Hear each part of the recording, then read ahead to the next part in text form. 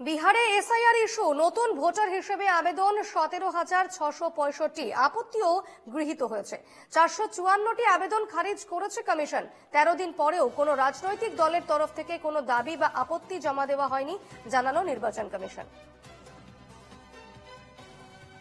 কথা বলে নেব, এই মুহূর্তে টেলিফোনে রয়েছেন প্রতিনিধি বাসব রায়। বাসব, বিহারে এসআইআর এর খসড়া তালিকা নিয়ে এই মুহূর্তে কি কি তথ্য রয়েছে?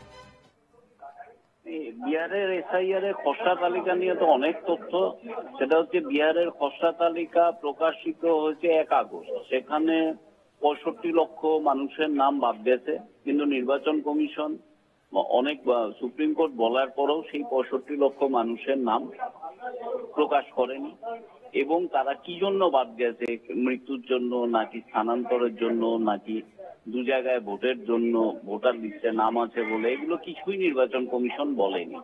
তো সেই নিয়ে মামলা চলছে। এখন মামলা তো চলছে, আজকেও শুনানি আছে, আজকে নির্বাচন কমিশন তার বক্তব্য রাখবে। এখন দেখা যাক কি দাঁড়ায়। আর যেটা মূল যে জায়গাটা, নির্বাচন কমিশন বারবারই বলছে যে আমাদের কাছে কোনো রাজনৈতিক দল আপত্তি জানায়নি। আপত্তি জানানোর কোনো জায়গাও নির্বাচন কমিশন রাখেনি। কারণ যে 65 লাখ মানুষ বাদ করেছেন তাদের এখন যদি কেউ থেকে থাকে আর কি, যারা ভোটার ছিল আগে এখন ভোটার লিস্টে নাম নেই, সেটা তারা বলতেই পারবে না। এখন তাদের নতুন ভোটার হিসাবে অ্যাপিল করতে হবে।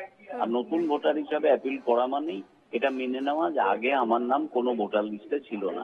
সব মিলিয়ে বিহারে যে এসআইআর হয়েছে আর কি, এবং তার যে এখন পর্যন্ত যা ফলাফল বেরিয়েছে, এটা নির্বাচন কমিশন বলে না, ভারতের যারা ভোটার তাদের জন্যই খুব সংশয়ের জায়গা। এরপরে পশ্চিমবঙ্গ বা অসম, কেরল, তামিলনাড়ুতেও এটা হবে।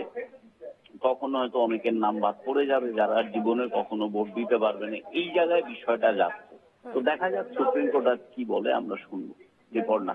বেশ, অবশ্যই এদিকে আমাদের নজর থাকবে। ধন্যবাদ বাসব।